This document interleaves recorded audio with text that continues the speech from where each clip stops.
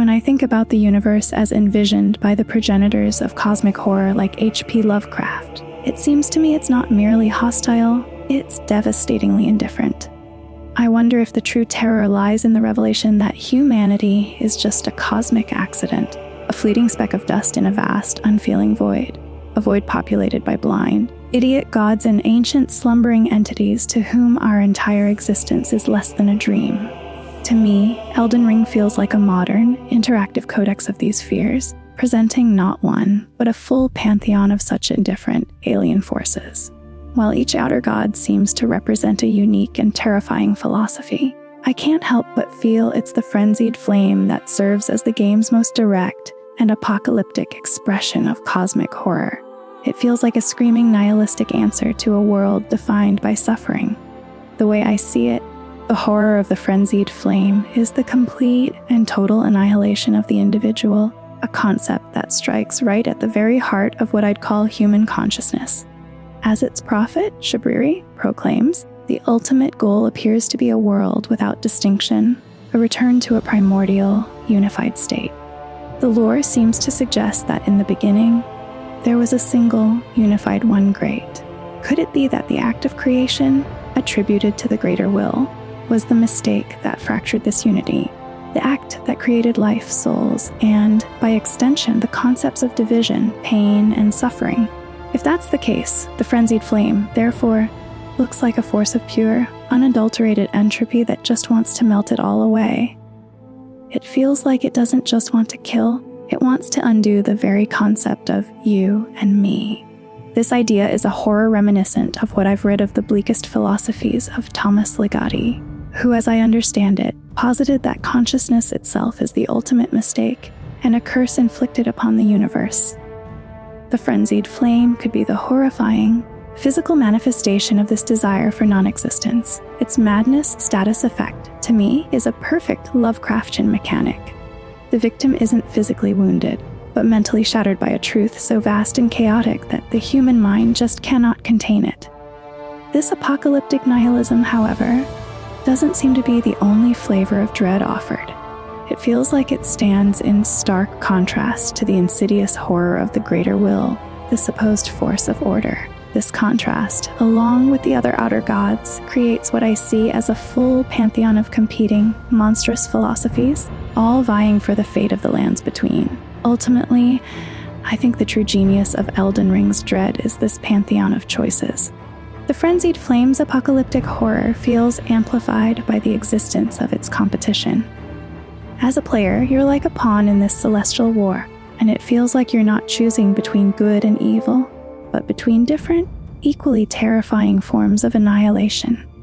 The core question then becomes, do you choose to be erased by the chaotic fire-frenzied flame, enslaved by the parasitic order greater will, composted by the beautiful plague god of rot, or violated by the blood-worshipping stalker, the Formless Mother?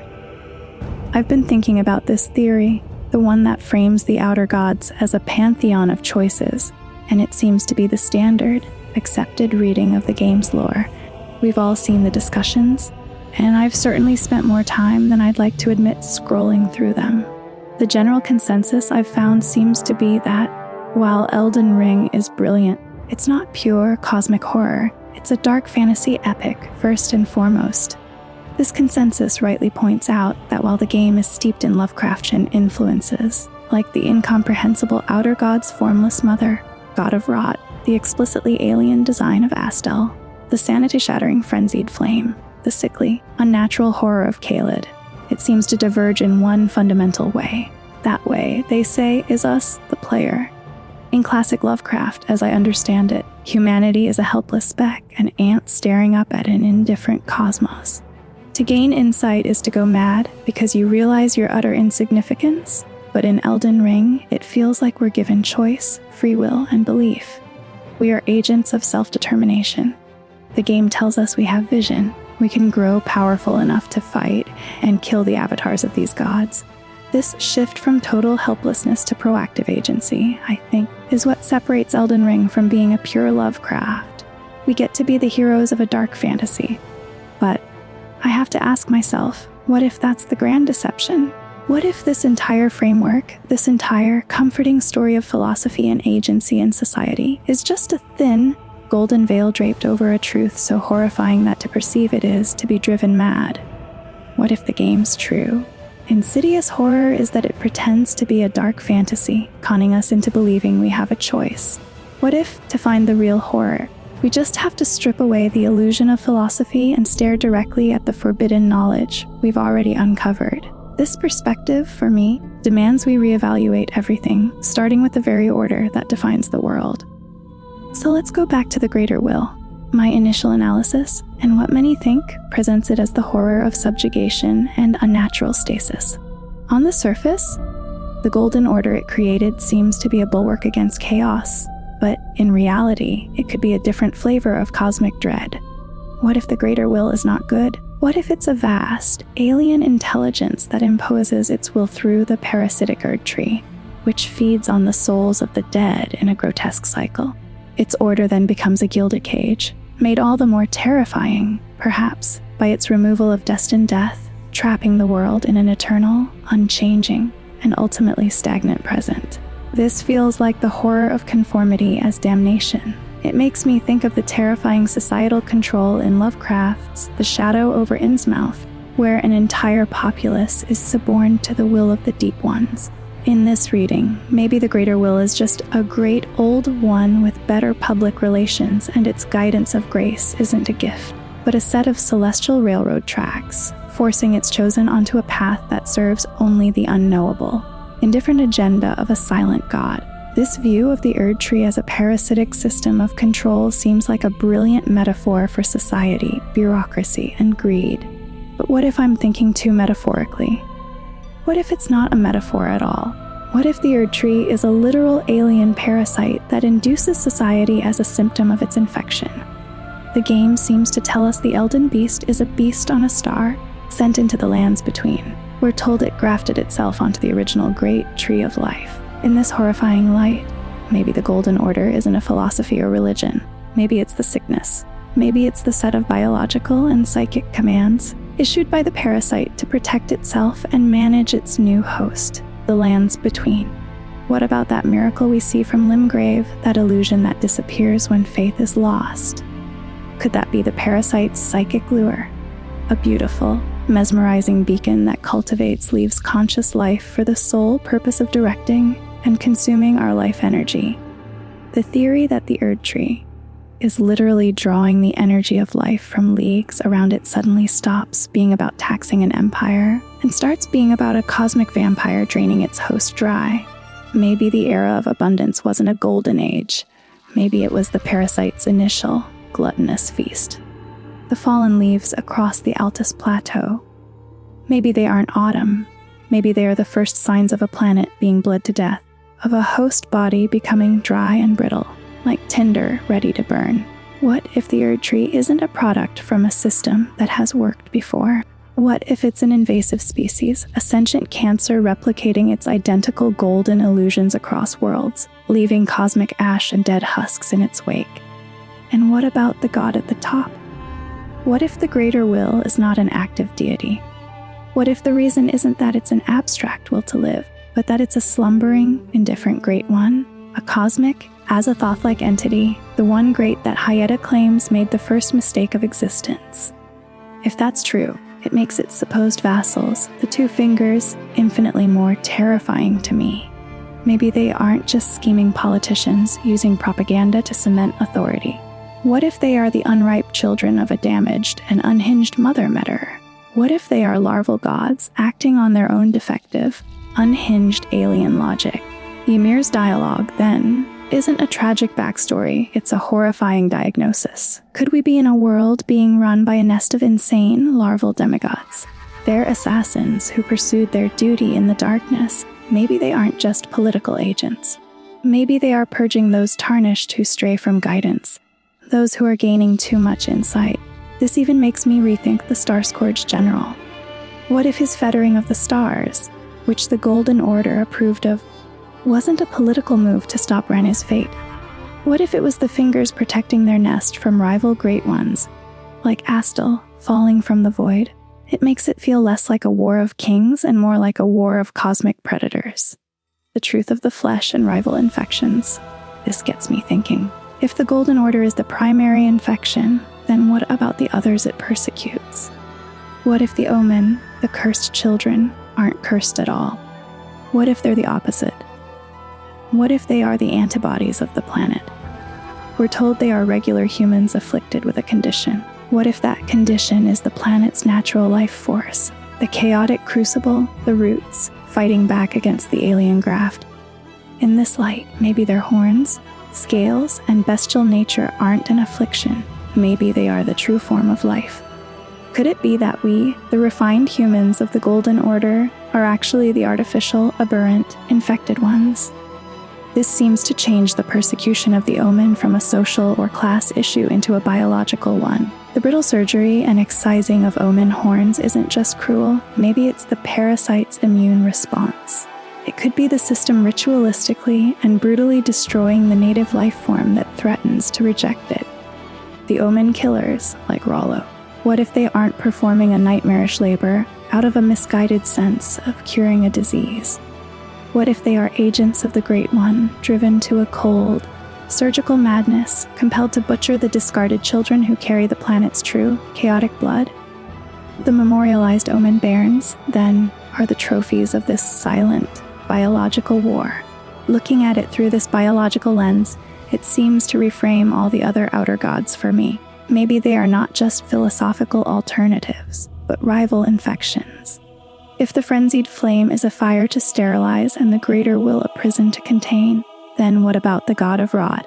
It seems to represent the horror of fecundity and biological transformation. This is a terror of the body, a slow, wet, putrefying plague that evokes what I've read about the ecological dread of Lovecraft's The Color Out of Space, where an alien entity doesn't attack, but metabolizes the land, twisting it into something brittle, gray, and horrifying. The scarlet rot could be a color of its own, one that doesn't just destroy, it repurposes. Maybe it's a cancerous cycle of life that seeks to replace all other ecosystems with its own teeming, fungal, and insectoid reality.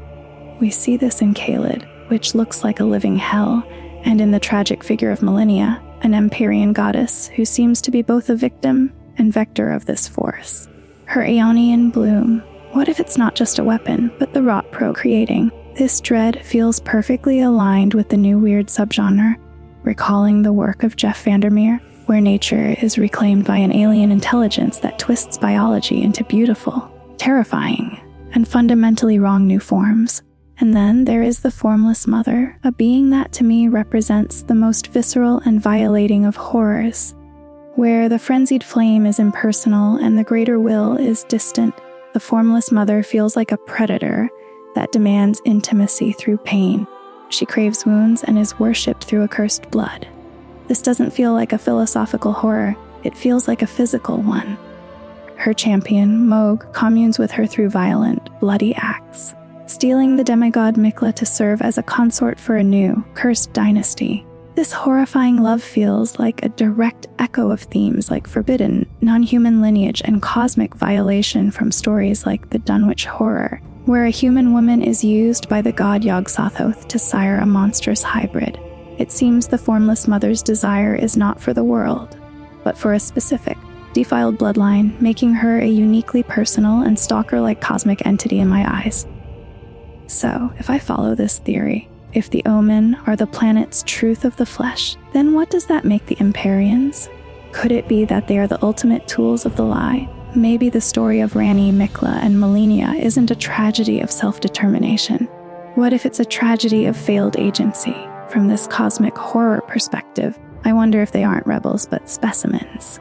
Maybe they are special vessels, chosen, which is to say, infected by the Great Ones to be the next generation of hosts for new parasitic orders. What if their rebellion isn't a choice but the symptom of this horrifying violation?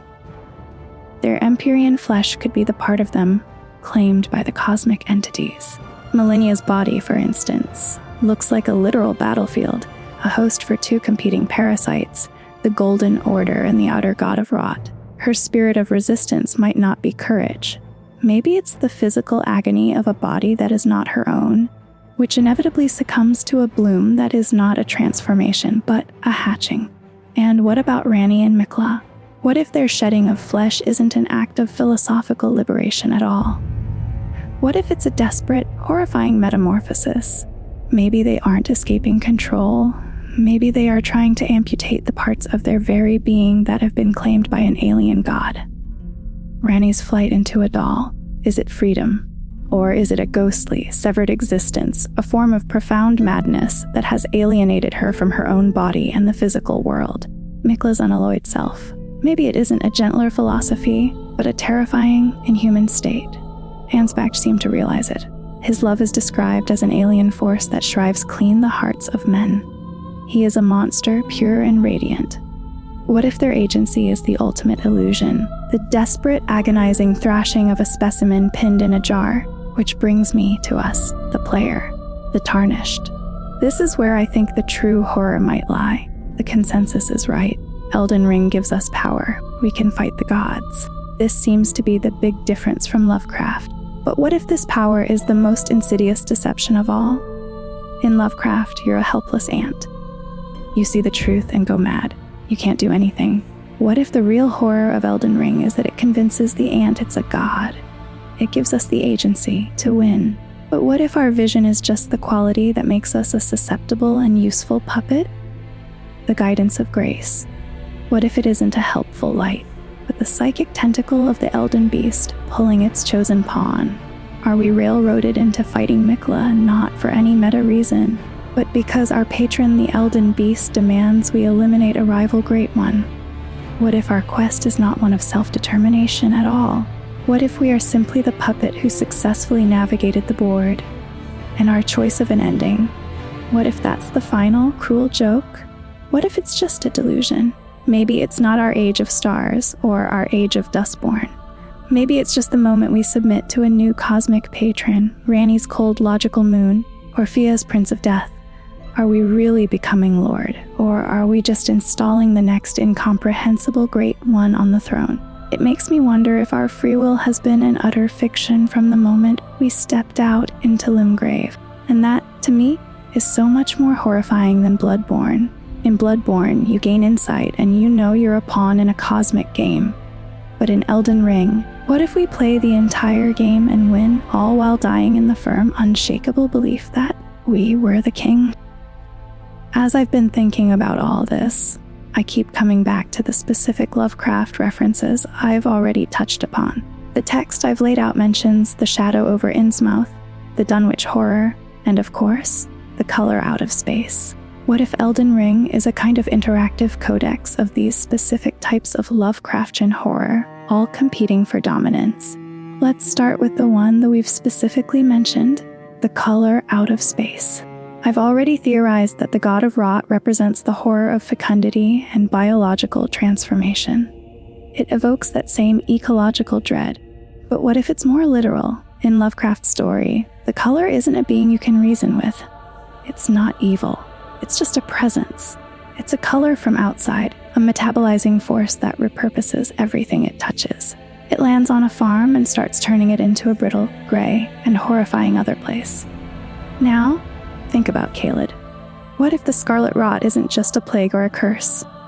What if it's an alien terraforming process? My previous theory called it a cancerous cycle of life, and that's exactly what the color is. It's an invasive alien ecology. It's not just destroying Caelid, it's replacing it with its own teeming fungal and insectoid reality. From this perspective, Caelid isn't a blighted land, it's a successful alien colony. And Melania, the goddess who is both victim and vector. Her Aeonian bloom isn't just a weapon, it's the seeding mechanism. It's the color spreading its spores, procreating to create a fundamentally wrong new form of life. It's the dread of a mindless, beautiful, and inevitable replacement. Then I think about the Formless Mother. The text already links her to the Dunwich horror. But let's really dig into that. In Dunwich, the horror is about a human woman, Lavinia Whatley, being used by the god Yog Sothoth to sire a monstrous hybrid. In Innsmouth, the horror is the entire town's bloodline being suborned to the will of the Deep Ones. It's the horror of violation and forbidden lineage. What if Mog isn't just a worshipper? What if he's the Wilbur Weddley of Elden Ring? Wilbur was the human-looking son of Yog-Sothoth, tasked with paving the way for his monstrous brother and their father to cleanse the earth. This feels so familiar. Moak communes with her through violent, bloody acts and is obsessed with creating a new, cursed dynasty. He's trying to elevate Mikla to godhood to be a consort for his stalker-like cosmic entity. He is literally trying to birth his god into the physical world through a defiled bloodline. It's the Innsmouth horror on a royal scale. It's not just a town's bloodline being corrupted, it's the divine bloodline of the demigods. The Formless Mother isn't just distant, she's an active, stalker-like predator seeking a physical foothold in the world through an unspeakable hybrid. And what about the head god? The Greater Will. My theory already posits it as a slumbering, indifferent Great One, a cosmic, Azathoth-like entity. In Lovecraft's mythos, Azathoth is the blind, idiot god at the center of the universe, bubbling and blaspheming without thought, while other, lesser gods dance madly around it. What if this is the truest horror? What if the Greater Will is the most Lovecraftian god because of its absence? Our entire struggle, the shattering, the war of kings. What if it's all just noise? What if it's the meaningless squabbling of larval gods and deluded puppets on the skin of a sleeping giant that doesn't even know we exist? So, if I'm entertaining all this, then what is the Frenzied Flame? In the philosophical reading from Chapter 1, it's a nihilistic rejection, an equally valid choice on a pantheon of terrors. But in this darker, cosmic horror reading, what if it's the one and only truth? What if it's Bloodborne's insight? What if it's the forbidden knowledge that, once seen, brings only madness? Hayeta, then, would be the high priestess of this final, horrifying enlightenment. The one great is the true state of the cosmos, the unthinking, formless, chaotic void, existence itself. That first mistake of the Greater Will is the original horror. It makes me wonder, what if accepting the Frenzied Flame isn't a choice or a philosophy at all? What if it's the inevitable consequence of gaining too much insight, of staring too long into the abyss and realizing the full, horrifying truth that all our choices, our societies, our philosophies, and our propaganda were just meaningless, agonizing flickers of despair and torment in an unfeeling void? The Lord of Frenzied Flame ending, from this perspective, feels so profound because it's a rejection of the entire game. It's the ultimate nihilistic escape, a terrifying mercy that liberates the world from its monstrous gods by simply setting it, and oneself, ablaze. It feels like the only ending where the puppet cuts its own strings, not in an act of choice, but as a final, screaming realization. It is the void which we, as the Lord of Chaos, finally, mercifully return to nothing. It seems Elden Ring gives us all of Lovecraft's horrors. We have the physical, metabolic horror of the color, the scarlet rot. We have the violating, hybrid horror of Dunwich and Innsmouth, the Formless Mother. And we have the ultimate, vast, indifferent god horror of Azathoth, the Greater Will. And so, the puppet's strings ignite, the gilded cage, the rot, the lie, all melt. In this last, screaming insight, there is no throne, no lord, no choice. Only the flame. A terrifying, final mercy to scar the grand mistake and return the wailing, infected cosmos to the silent, unthinking piece of nothing.